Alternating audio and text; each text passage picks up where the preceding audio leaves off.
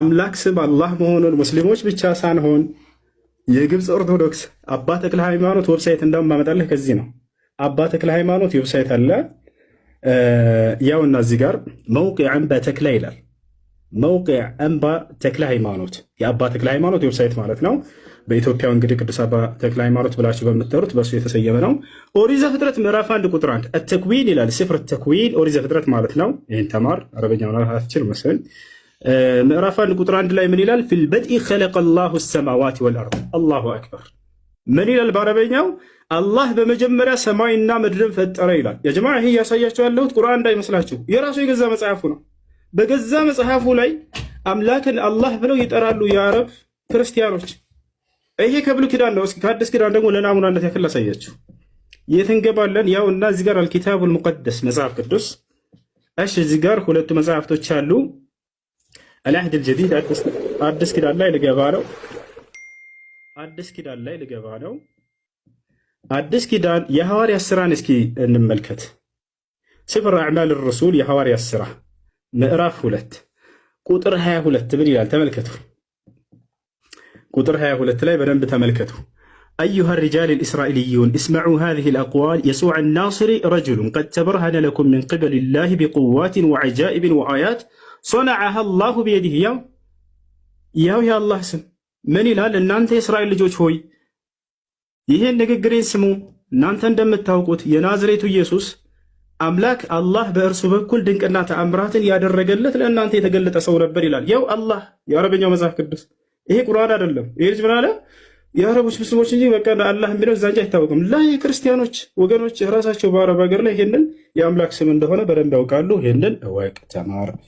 ሌላኛው ነገር ምን እያነሳ ነበር? ሌላኛው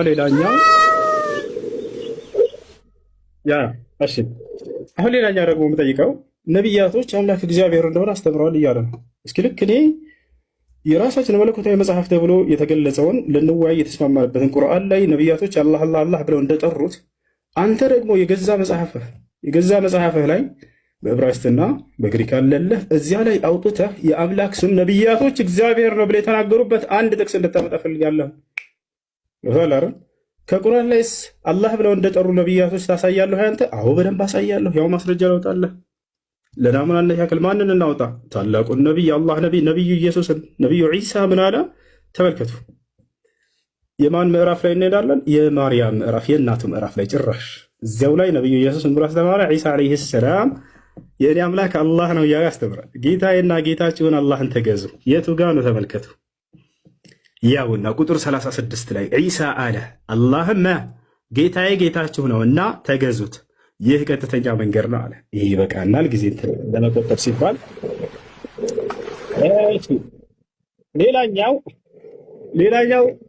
ሌላኛው ምን ብሎ ነበር?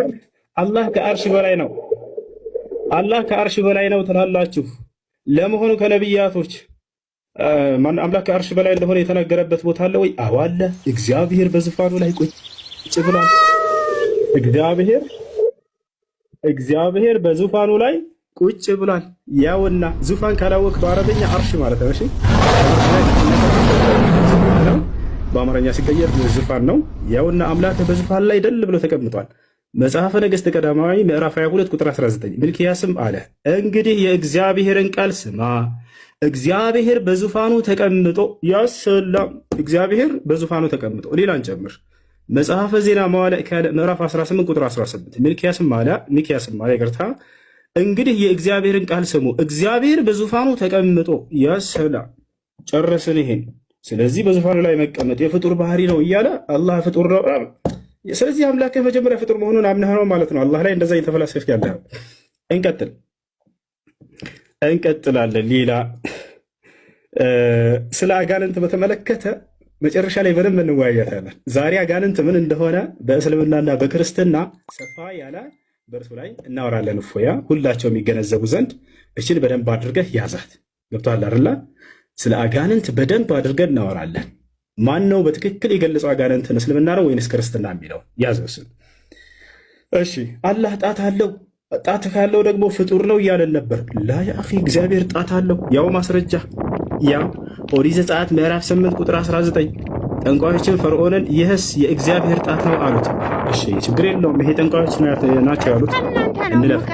ሌላ ማና ነገር ኢየሱስ ክርስቶስ እኔ ግን በእግዚአብሔር ጣት አጋንንትን የማወጣ ከሆንኩ አለ ኢየሱስ ክርስቶስ ያሰለም። ስለዚህ እግዚአብሔር ጣት አለው። ጣት ካለው አንድ ነገር ፍጡር ነው ማለት ነው እያለ የራሱን ፍልስፍና ይሰራል። ይሄ ልጅ ብዙ ጊዜ ላይቭ ላይ ተቀምጦ ይሄን ነበር የሚያደርገው። ዛሬ ተገኘህ አልሐምዱሊላህ።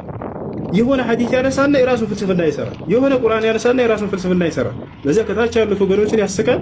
በቃ እውነት ላይ ያሉ ያስመስላቸዋል። ቦታቸዋል ያ ነው አሁን የራስን ፍልስፍና ከዚህ ይሄንን። ስለዚህ አላህ ጣት ስላለው ፍጡር ነው ያለ አንድ ሊቅ ልታመጣልህ ትችላለህ? ከሊቃውንቶቻችን ከሙፈሲሮቻችን ወፍኬት ማታመጣም ነገር ግን አንተ አምላክ ጣት አለው ብለህ ካመንክ ይሄ የፍጡር መገለጫ ነው ካልክ አምላክ ፍጡር መሆኑን አምነህ ነው ማለት ነው የመጣኸው። ያው ኢየሱስ ክርስቶስ ራሱ እግዚአብሔር ጣት እንዳለው ተናግሯል ማለት ነው። እንቀጥላለን። እሺ ምን ብሎናል? አላህ ሰማይና ምድርን ከመፍጠሩ በፊት ቁርአን ይቀራ ነበር ብሎናል።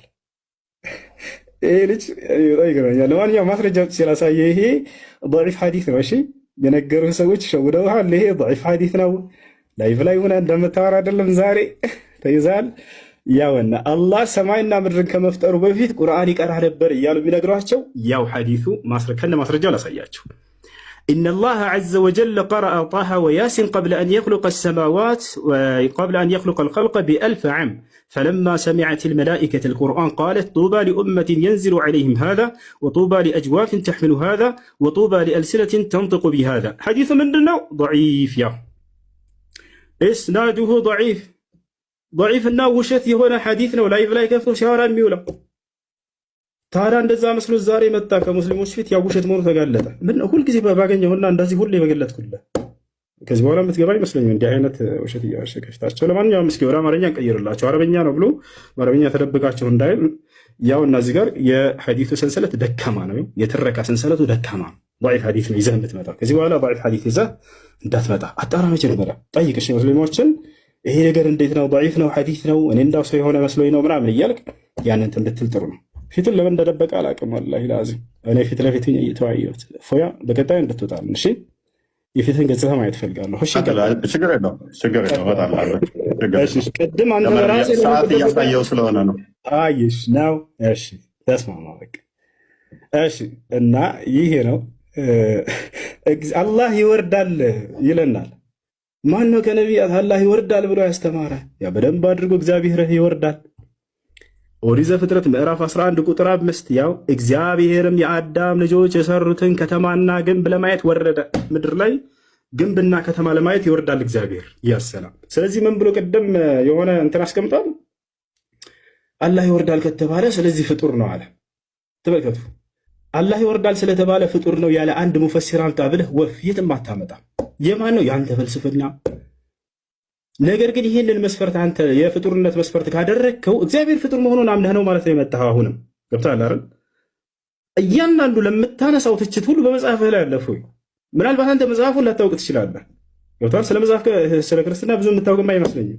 እኔ አላውቅም ብቻ ገብታችኋል። ቢያውቅ ኖሮ ይሄ ልጅ ለትችት አያመጣውም ነበር። ጉድ ጉድ ጉድ ጉድ ጉድ ጉድ ጉድ ጉድ! ማን ነው ይህ ሰውዬ? ማን ነው? በጣም ገርሞኛል። በጣም የሚጠይቀው ጥያቄ እና የሚያብራራበት መንገድ የሚገርም ነው። እኔ እውነት ለመናገር የሃይማኖት ክርክር በኢትዮጵያውያኖች ሕዝብ ጠቃሚ ነው ብዬ አላስብም። ግን ሀቅ ለመናገር የዚህ ልጅ ስብዕና የዚህ ልጅ መረጋጋት እና ደግሞ የሚጠይቅበት የመጽሐፍ ቅዱስን ያነበበበትና የሚመለከትበት በጣም ገርሞኝ ነው። ያው እፎይ አይ ቲንክ ትልቁ ችግር የእፎይ ምን እንደሆነ ታውቃላችሁ?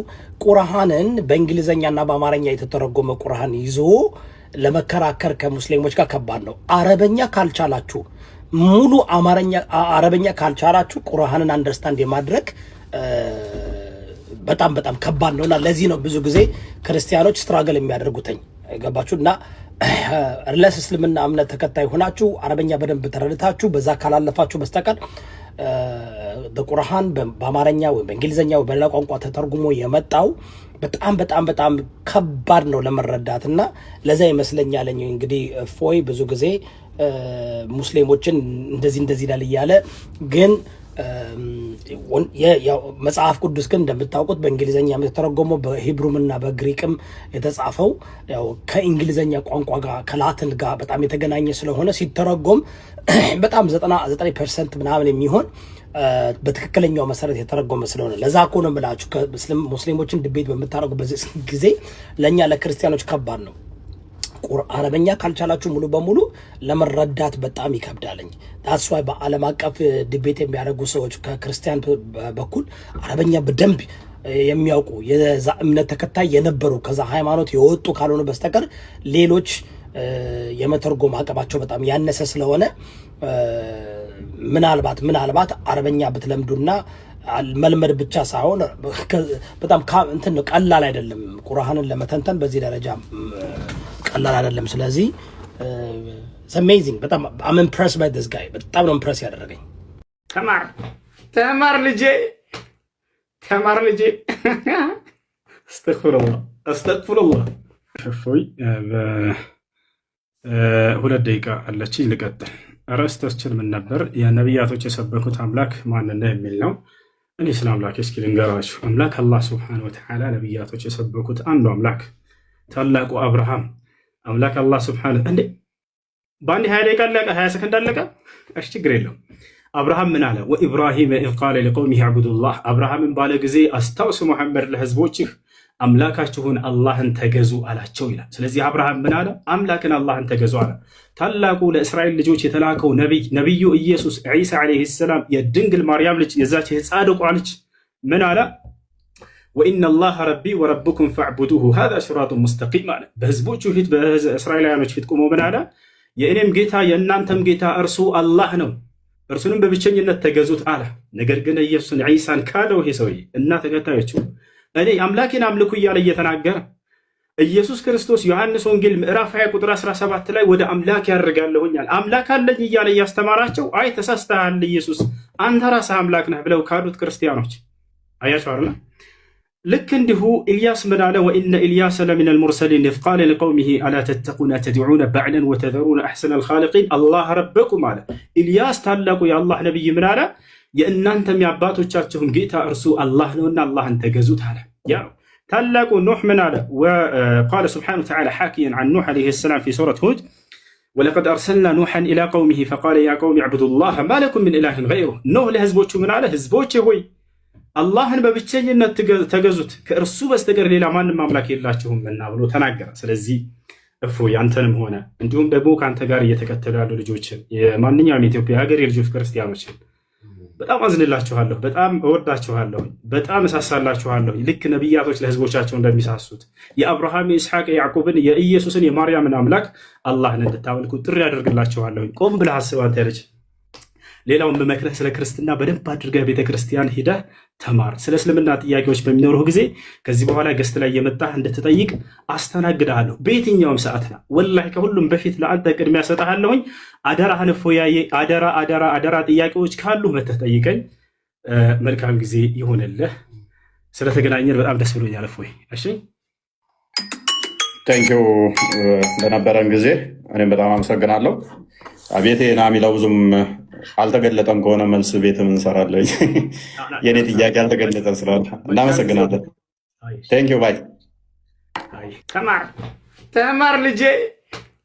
ተማር ልጄ አስተግፍሩላህ። አሁን ኢምሩ አንበሳው አላ ሳላህ አንበሳው ኢምሩ ነብሯ እቺ ማለት ነው የንጽጽር አባት ኡስታዝ ወሂድ ልክ እንዲሁ ደግሞ የንጽጽር ሞተር ኢብራሂም እና ኡስታዛችን አቡበክር እናንተ ሁሉ ገቡና እስኪ ለዚህ ህዝብ እናስተምሩ። ምናልባት ከዚህ በኋላ ክርስቲያኖች አላሁ አክበር ስለ አላህ ተናገር ተብሎ መሐመድና አይሻ መሐመድ እንዲያደርጋበት አይሻ እንዲህ ብሎ እያወራ የሚያውቀው ነገር የለም። ወላሂ ላዚ ከዚህ በኋላ እኔ የመጨረሻ እድል ሰጥቼዋለሁ። ክርስቲያን ሰምታችኋል። ጥያቄ ሲኖርህ መጠናና ጠይቅ ገስት ላይ በቃ አትፍር አብሽር። ስለዚህ ጥያቄ ካለህ እፎይ ከዚህ በኋላ ናብየዋለሁ ሰምተዋል። ይሄን ነገር ከዚህ በኋላ እየመጣ እንደሚጠይቅ ተስፋ አደርጋለሁ። ገብታችኋል? አይሽ ውይይት ብላችሁ ከዚህ በኋላ ተቀርቡለት ይማር። በቃ እየመጣ ይማር የመጣ ጥያቄ በሚኖረው ጊዜ እኔ ላስተናግደው ቃል እገባለሁ። በቃ እንደዚህ የመጣ ይጠይቅ። ስለ ክርስትናው ደግሞ ክርስቲያኖች ዝም አትበሉት፣ አግዙት፣ ወላሂ አስተምሩት። ወስዳችሁ ክርስትናን ወቅ እንደዚህ ነው በሉት። አባቶቻችሁ ያላስተማሯቸውን ትምህርት እያመጣ እየሰበካቸው ነው ይሄ ልጅ ወደ ተሳሳተ መንገድ እየወሰደቻል። ለማንኛውም ይቅርታ ብዙ ደቂቃ ያስኩባችሁ። ወደ ስንት ደቂቃ ነው?